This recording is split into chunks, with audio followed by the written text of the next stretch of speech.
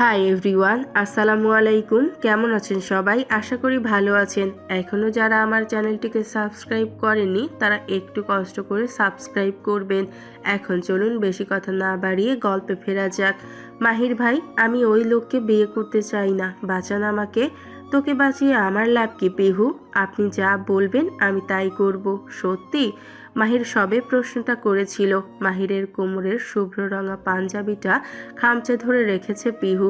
ভয়ার্ত মুখে উপর নিচ মাথা নাড়ল, যার মানে সে কথা শুনবে। মাহির এক নজর বুলালো পিহুর দিকে। দুপুরের কড়া রোদে মেয়েটির মুখ ঘেমে রক্ত জবান ন্যায় লাল। এই মেয়েটিকে দেখে কার না মন উতলে আসবে। আহানাত নামের ছেলেটাকেও দোষ দিতে পারছে না মাহির। মানুষ তো দিন শেষে সৌন্দর্যেরই পূজারী হয়ে থাকে।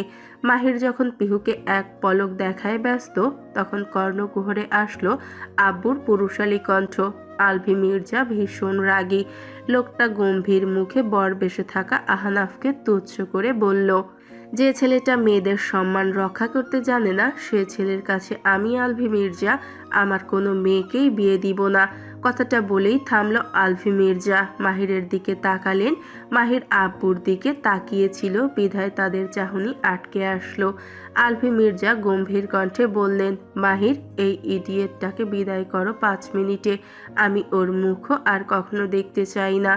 মাহির মাথা নাড়ল। মাহির পিহুকে ছেড়ে আহনাফের দিকে এগিয়ে আসলো। মাহির আহনাফের বাহু ধরতেই আহনাফ ভয়ার্ত মুখে বলল, আমি নিজেই চলে যাচ্ছি, আমাকে আপনাদের দিয়ে আসা লাগবে না। মাহির মৃদু হাসলো। দিন শেষে পারফেক্ট ডিসিশনটাই নিলেন আহনাফ চৌধুরী।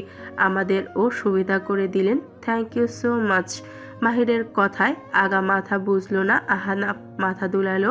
নিজের বাবা মাকে নিয়ে চলে গেল। মির্জাবাড়ির বাইরে বাগানটায় বিয়ের প্যান্ডেল সাজানো হয়েছিল। আত্মীয় দিয়ে জায়গাটা পরিপূর্ণ। তার সাথে বিশ্রীভাবে হচ্ছে সমালোচনা। কেউ বলছে মোহনার মাঝেই কোনো খুঁত ছিল, তাই ছেলেটি শেষে বিয়ে করতে তালবাহানা দেখালো। কেউ কেউ বলছে ছেলেটিই ভালো না, নিজের বিয়েতে আরেক মাইয়ার দিকে না হলে চোখ যেত কিভাবে। স্টেজে ভীষণ গম্ভীর মুখে লাল বেনারসি পরে বসা মোহনা, তার পাশেই বসা রাহা আর প্রিয়তা বেগম। পিহু স্টেজে উঠে আসলো, মোহনাকে সান্ত্বনা দিল। মোহনা আপু, মন খারাপ করো না, লোকটা তোমার যোগ্য ছিল না। তোমার জন্য তো একটা রাজকুমার আসবে যে তোমাকে অনেক ভালোবাসবে। পিহুর কথাগুলো শুনে মোহনা যেন আরও রেগে গেল। খেপার ষাঁড়ের মতো আরও খেপে উঠল। কপালপুরি, আমার সুখ সহ্য হলো না তো তোর, তাই না? কেড়ে নিলি তো আমার সুখটুকু। এত কিছু করেও লজ্জা করলো না এইটুকু আমার সামনে আসতে? অভাগী একটা। মোহনা রীতিমতো যা ইচ্ছে তা বলে এগিয়ে আসলো পিহুর দিকে। পিহু পেছাতে যেয়ে কারো সাথে ধাক্কা খেলো। মোহনাও চুপসে গেল, বলতে পারলো না আর কিছুই। পিহু পেছনে তাকালো মাহিরকে দেখে। পিহু মুহূর্তেই জড়িয়ে ধরলো মাহিরকে। চোখ বেয়ে তার অশ্রু গড়িয়ে পড়ল। কাঁপা কাঁপা কণ্ঠে বলল, বিশ্বাস করুন মাহির ভাইয়া, মোহনা আপুর সাথে এমন কিছু হোক আমি কখনোই চাইনি। মাহির তখনও রেগে মোহনার দিকে গম্ভীর মুখ করে তাকিয়ে। পিহুর মাথার হাত বুলিয়ে বলল, আমরা জানি তোর কোনো দোষ নেই পিহু, শান্ত হ। পিহু চোখ তুলে তাকালো মাহিরের দিকে। মাহিরের চোখে আটকে গেল তার চোখ। পিহুর চোখ বেয়ে গাল গড়িয়ে পড়া অশ্রু মাহির দুহাতের বৃদ্ধা আঙ্গুল দিয়ে মুছিয়ে দিল। চাপা স্বরে বলল, রেহান কি করছে দেখ, আমাদের বড়দের মাঝে কিছু কথা আছে। পিহু ছেড়ে দিল মাহিরকে। মাহির পেছনে দাঁড়ানো রেদওয়ানকেও দেখলো। রেদওয়ানের পাশে দাঁড়ানো রেহান দাঁত কেলিয়ে হেসে বলল, ছিচকাদুনে মেয়ে, সারাক্ষণ কান্না করিস, এখানে আয়, দেখ আমার হাতে কি। পিহু তাকালো রেহানের হাতের দিকে। এক বক্স চকলেট দেখে পিহু সেটা হাত বাড়িয়ে নিতে গেলে রেহান মুহূর্তেই চকলেট বক্স সরিয়ে ফেলল। পিহু ভ্রু কুচকে তাকালো। রেহান মজার ছলে বলল, দেব না তোকে। কথাটা বলেই রেহান দৌড়ে পালাতে নিল। পিহু এবার মাহিরকে ছেড়ে রেহানের পিছু নিল। মাহির পিহুকে সতর্ক করলো, পিহু সাবধানে, পড়ে টরে ব্যথা পাস না কিন্তু। কিন্তু পিহু শুনল না। মাহিরের কাঁধে রেদওয়ান হাত রাখলো। মৃদু হেসে বলল, রেহান আছে না, সামলে নিবে তাকে। কথাটা শুনে মাহির বিড়বিড় করলো, সেটাই তো ভয়। মাহিরকে অন্যমনস্ক দেখে রিদওয়ান বলল, কি ভাবছিস তুই? কিছু না। মাহিরের ছোট্ট উত্তর। মাহিরকে নিয়ে রেদওয়ান মোহনার কাছে আসলো। রাহা ভাইয়ের মনের খবর জানে, তাই ভাই আসতেই মোহনার পাশ থেকে উঠে দাঁড়ালো রাহা। মাহিরের পাশে দাঁড়ালো। রাহা দাঁড়িয়েছে দেখে মাহির দূরে সরে আসলো। রাহা বাঁকা হাসলো। রেদওয়ানকে নিজের পাশে বসতে দেখে মোহনা কিছুটা অবাক হলো। রেদওয়ান কিছুটা অস্বস্তি ফিল করলো, কিভাবে কি বলবে বুঝতে পারলো না। মোহনা, কিছু বলতে চাও রেদওয়ান?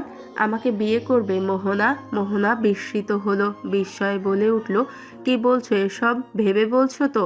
আমাকে অবলা নারী ভেবো না রেদওয়ান, আমি ভীষণ স্ট্রং একটা নারী। মোহনার কথা শুনে রেদওয়ান ঠাট্টা করে হাসল মৃদু। এতটা অবুঝ তো তুমি না মোহনা যে আমার ভালোবাসা দেখবে না। মোহনা অস্বস্তিতে পড়ল। মোহনা সব জেনে বুঝেও রেদওয়ানকে ইগনোর করেছিল শুধু রাশেদা বেগমের জন্য, না হলে রেদওয়ানের মতো প্রেমিক পুরুষকে হাতছাড়া করে। রাশেদা বেগম নিশ্চয়ই পিহুকে তার ছেলের বউ বানাতে চান, তাই তো উঠতে বসতে পিহুর নাম জপে। মোহনা দীর্ঘশ্বাস ফেললেন। মোহনা অস্বস্তিতে পড়ল। মোহনা সব জেনে বুঝেও রেদওয়ানকে ইগনোর করেছিল শুধু রাশেদা বেগমের জন্য, না হলে রেদওয়ানের মতো প্রেমিক পুরুষকে হাতছাড়া করে। রাশেদা বেগম নিশ্চয়ই পিহুকে তার ছেলের বউ বানাতে চান, তাই তো উঠতে বসতে পিহুর নাম জপেন। মোহনা দীর্ঘশ্বাস ফেলল। আমি তোমাকে বিয়ে করতে পারবো না রেদওয়ান, আমি আপনাকে ভালোবাসি না। মোহনা অস্বস্তিতে পড়ল। মোহনা সব জেনে বুঝেও রেদওয়ানকে ইগনোর করেছিল শুধু রাশেদা বেগমের জন্য, না হলে রেদওয়ানের মতো প্রেমিক পুরুষকে হাতছাড়া করে। রাশেদা বেগম নিশ্চয়ই পিহুকে তার ছেলের বউ বানাতে চান, তাই তো উঠতে বসতে পিহুর নাম জপেন।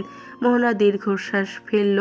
আমি আপনাকে বিয়ে করতে পারবো না রেদওয়ান, আমি আপনাকে ভালোবাসি না।